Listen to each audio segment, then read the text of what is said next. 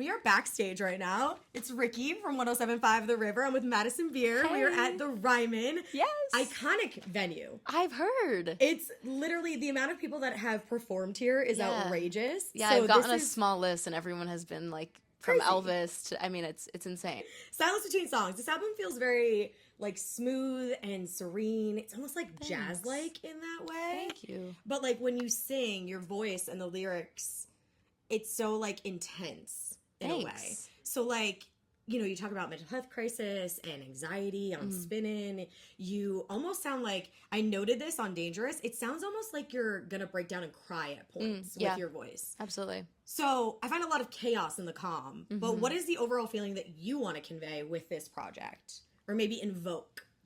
I think you nailed it. I mean, it's a very emotional body of work, and I spent so many years writing it and tapping into so many different emotions, so you definitely are picking up on everything that I was putting down, so I appreciate that.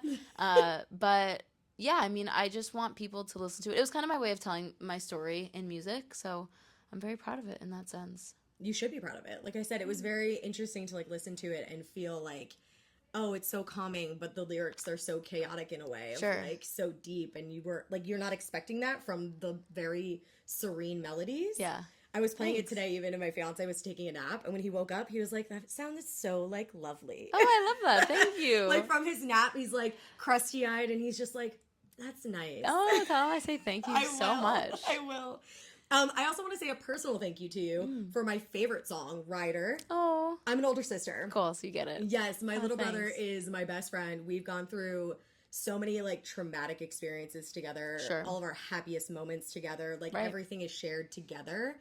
What did he think when you played that for him the first time? I know my brother would be like, gross, get away from me. And then probably go cry afterwards. Right. It was kind of a similar experience. I think that my brother and I kind of don't really get too deep or emotional with each other just because, I don't know, we probably feel like it's awkward too. So I think that was the best way that I felt I could communicate the things I've been wanting to say to him in the least uncomfortable way. Believe it or not, that was like the easiest way to do it, was writing him a song. Yeah. And he was really receptive to it, honestly. He was really touched, and I think that I said a lot of things that he had been waiting probably years to hear. So it was very rewarding. I know that you said that this is a lot about how he has done so much in his life for you and never really had a choice.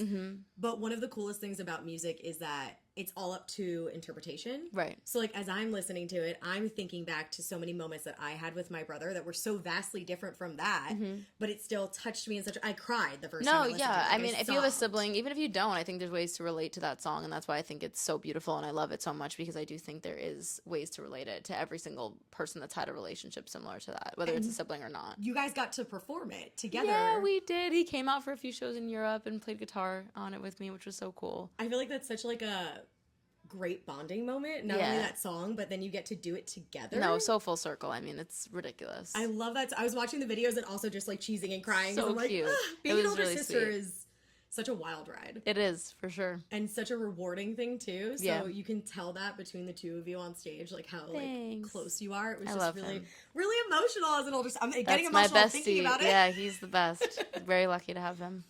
So there's a lot of speculation going around King of Everything. Like I said, songs are up for interpretation for everybody.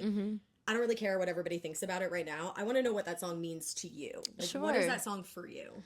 I think to me, especially when I sing it every night, it's the song that I sing when the confetti goes off, which I kind of tried to purposely do it in a symbolic way, because the lyrics are like, when the rain comes pouring down, you're the king of nothing now, and then the confetti comes pouring down. So that's kind of in my head, like that moment, you know, actually coming true. And I don't know, I feel like, especially performing it, and this is kind of always what my vision was for it, was being up there with just a spotlight on me and singing that song. It really feels like I've taken my power back, and I've been able to prove to myself that I can do it on my own, kind of. I don't know, and it feels really cool, and again, like a full circle moment when I'm just like, yeah, like right now, you're the king of nothing. And it's really cool. You went through so many ups and downs and so many roller coaster rides at this point that must feel rewarding. It does. It feels really, really cool. It also has to feel cool to know that, again, everybody can kind of relate that to somebody else and be like, you also have nothing now. For sure. I've met a lot of people that have been like, I literally think about my ex-boyfriend when I hear that song and stuff. And I'm like, I think about like bosses and things like that. Yeah. Like, people telling me I would never be anything. I couldn't get to where I wanted to get to. And then now it's like, ha. Yeah. Look at me. You're the king of nothing now. Yeah, and you got nothing. Yeah. A lot of them have been fired. So. Make You Mine. Most recent release. Yeah. Why did you decide to release it now and not with the album? Did it not fit? Was it something that came later? You're saying In Silence Between Songs? Yes. We made that song literally in October, so we just made that. And okay. yeah, it was like a random idea that I had that I was like, I want to release this before tour. It was honestly made for the tour. Oh, and then shit. Okay. I didn't expect it to do what it has done and to be received as well as it has been. It's been so cool and exciting. But yeah, I literally made it because I was like, I want another fun song on the tour. Okay, just because you wanted something fun to like, get excited about? I love that. I went in and I made it, and then we rreleased it, and people like it. Because the vibes are still there, like the lo-fi, kind of like chill vibes are there. Not necessarily like jazzy, because I feel like the album has more like jazzy vibes. Yeah. But I felt like it could have fit if you wanted it to, so I was like, why now? Like, where did it come from? It didn't exist when we released Sounds Between Songs. Okay, but I love that you're able to release that outside of the album too. Yeah. Because sometimes people don't even get to do that, and they have to wait. No, yeah, I have a good relationship with my label that I can... If I'm like, I believe in this, like, cool, go for it. Amazing. Yeah. And then the music video is an ode to Jennifer's body. Sure, yeah. Very underrated. Very underrated. I am a horror buff. I love horror movies. Cool. Like, that is my thing. I loved that you decided to do that because I honestly, used to love that movie and then forgot about it. I mean, when was it released at this point? I mean, forever ago? Yeah, it has to be over 15 years ago. Yes. Am I right? But yeah. I've always loved that movie. I've always been very inspired by the aesthetics in it, and I think it's just so iconic. There's so many scenes that are also... Sometimes referencing a movie for a music video can be difficult because you want people to obviously know what you're referencing. Right. But you don't want to go too close because you don't want to, like, get sued or get into copyright things. Yes. So I was, like, trying to figure out how we can do it in a way that people could still pick up on it. I mean, and my...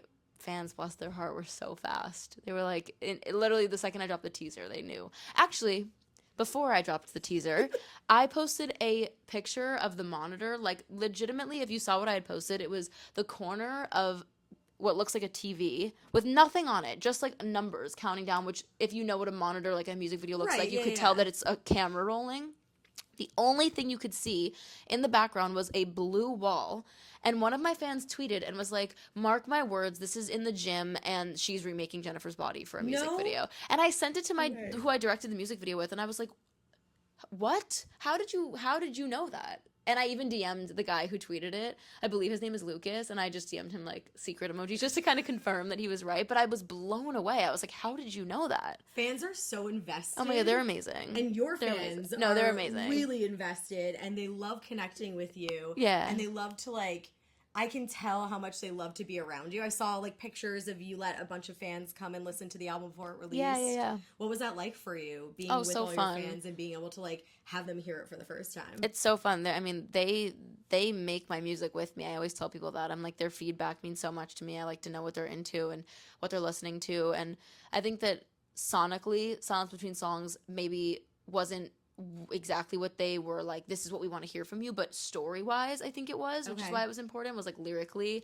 I know a lot of them had been wanting to hear some of those things from me, so I'm excited for this next chapter as well to see what I tap into from them, because I'm always tapping into what they kind of want. Isn't it so crazy that, like, you just put this out, you're on tour performing all these songs, and I'm like, getting home and I'm doing the next like that's insane. I love it. I love making music. I love performing it, and it's what I love to do. Okay, so we know we're getting new music very soon. Yeah, probably, hopefully. What can we expect from the show tonight at the Ryman? I know that, obviously, like I said, iconic venue. Yeah. I haven't seen much from your shows except for those clips of Ryder performing with you. Okay. Because I like to, like, keep it a secret. Yeah. No, I would as well. But TikTok ruins everything for me. Sure. Everything is ruined. So you're, like, scrolling through and it pops up, and then I'm like, I have to watch I it. know.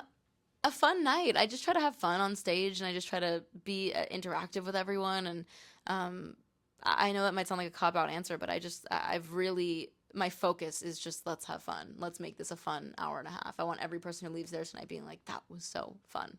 I think that's, like, a great goal to have. That literally is the goal. The only goal. goal. If no one's having fun at a concert, then what the hell is the point? I just want everyone to have fun. I want people to feel like they just, yeah, I don't know, had a night well spent, and I try to put on the best show that I can. Amazing. Well, I'm really excited for Thanks the show. for coming. Of course. Oh I my hope gosh, you I'm enjoy so it. excited. I Thank know I'm you. going to enjoy it. I'll be screaming. I'm not going to have a voice tomorrow for my show. Perfect. So, sorry, boss.